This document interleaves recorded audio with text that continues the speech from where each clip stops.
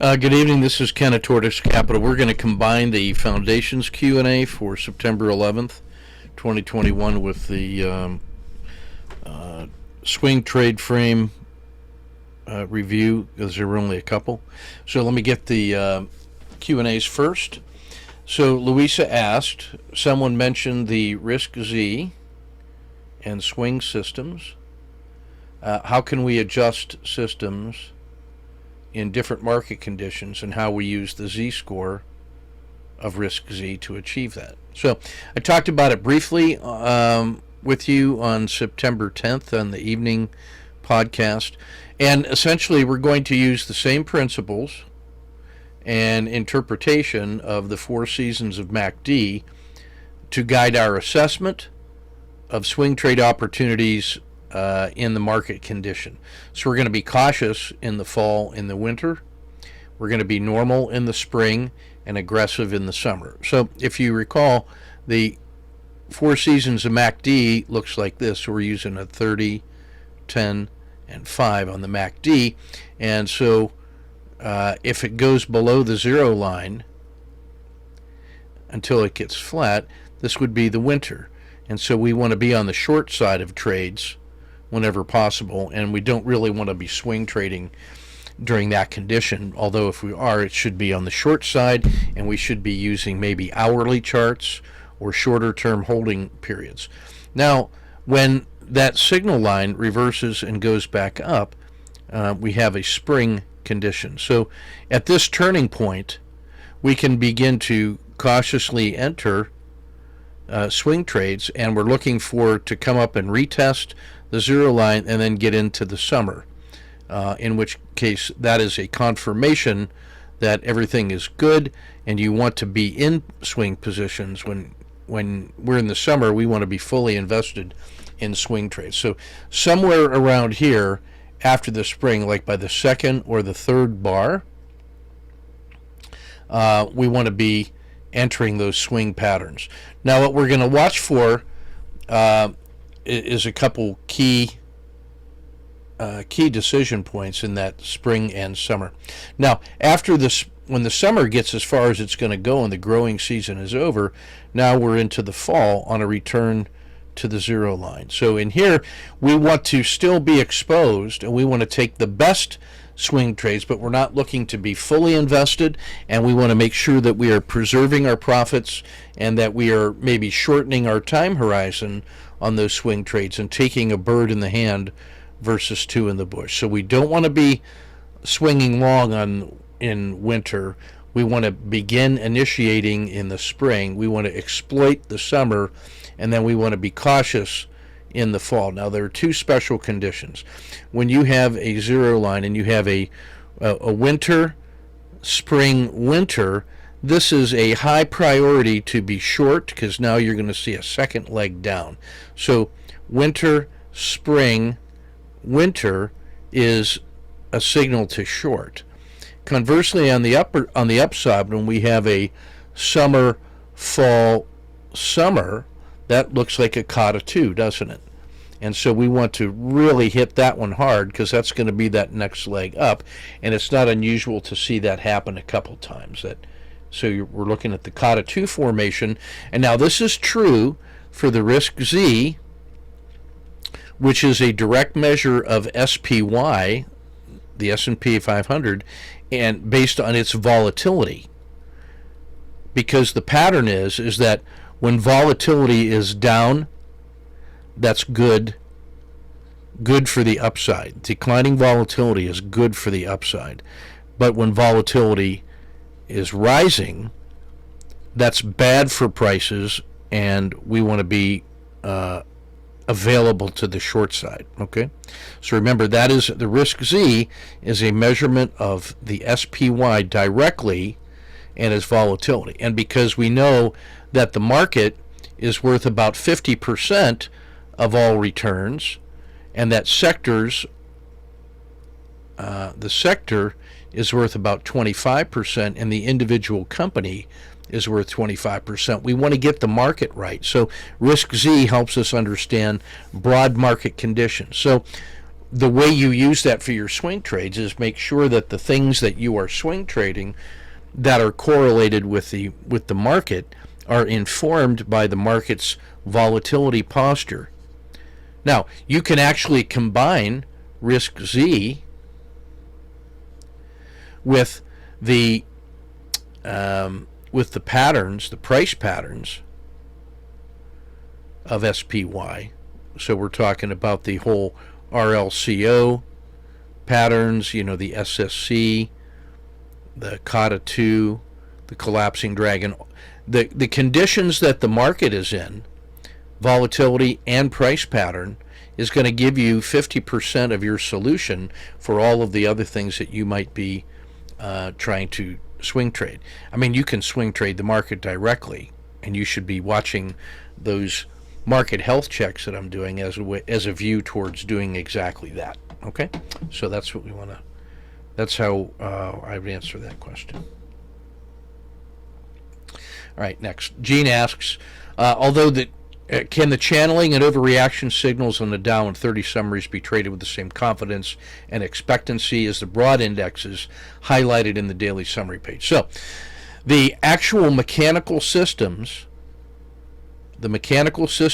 and this is different than a strategy. A system is a specific rule set that's been back tested and can be traded robotically, right?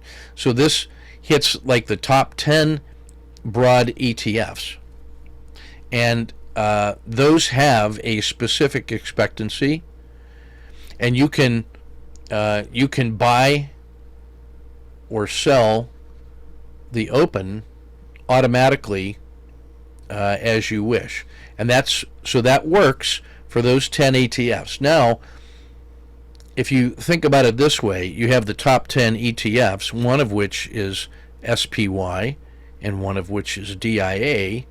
If we then expand DIA into the Dow 30, the question is, do those rule sets also work for the Dow 30 with the same I wouldn't say the same confidence, because they have not been back tested as explicitly in the system definition, but as a strategy, that's absolutely sound, and that's exactly what I do. So I take a look at any signals are of interest, and then I go frame the trade, and I say, does the frame make sense given our standard trade framing of risk and reward? So that's not the same as automatically buying the open.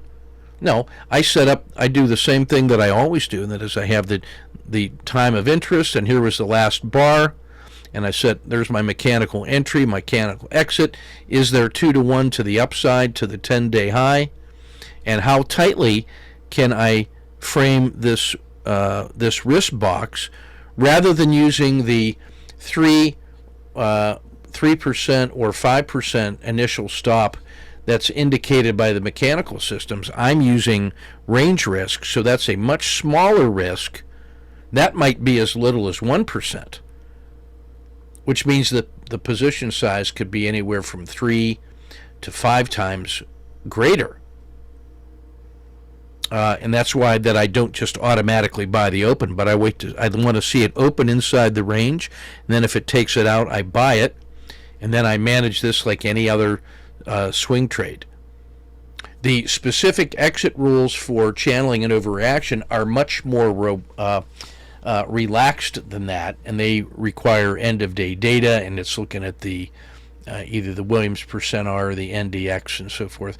So those are a much simpler set of rule sets, but when I'm trying to optimize opportunities using the principles of the system, I turn it into a strategy that is much more refined, has slightly different rules in the way that I implement it, but the principles are exactly the same. So now we can, if we say that the 30 members of the Dow 30, you can apply that strategy. I also apply it to the ETF 30 because they're, generally speaking, very strongly correlated, but again, I use the same idea. Frame the trade in the usual way and then manage it as a strategy, and not with kind of the blind faith of the mechanical system of channeling and overreaction. The next one says, now, to begin to get the day trading experience and with decent frequency with small position sizes. So that's actually a really good idea. We want a large sample size and small position size while we assess the system. So pick the candidates on the auto framer and the swing patterns, put a hybrid frog box on the open, and then take the long trades from among the candidates that move through the entry price. Yes, that is my standard practice. That's exactly how I would get into it. And then, so when you have the open, the hybrid frog puts plus or minus a fraction of the frog box. So what's the right fraction? I usually start with 0.7, and I've worked my way down to about 0.3 of a frog box on either side. So I have the open, and then I put a 0.3 of a frog box. So now if that thing goes up through there, I'm long, and a 0.3 on the downside. And if it violates that way, then I'm short. And then I'm using about 0.6 or a 0.5 of a frog box as the trailing stop. And I'm also looking how soon can I get to no lose plus dinner for two. So that will give you low risk candidates in small position size to begin applying the principles of swing trading one day at a time. So good questions, and that's you're on the right track. Start at paper trading, or trade one share until you get a feel for the systems. That way you're not blowing up the account. You can get some live trading practice. That's the best trading simulator of all, is the actual market with one live share. Okay? Good. So let's take a look at a couple trade frames from Susan. So this was gold, and now she's framing the trade.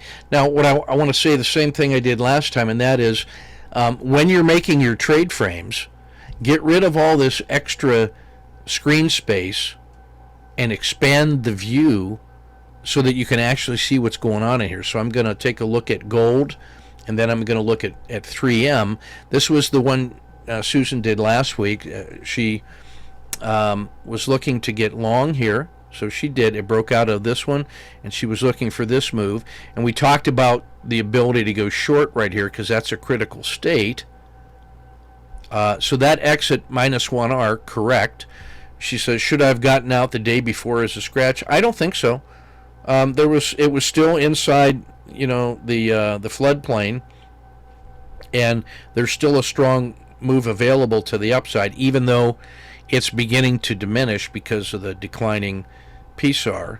Yeah, it could have scratched, but I'm not opposed to this. Where I want you to be is short on the break of this line, because then you get 1, 2, 3, 4R down to this position, right?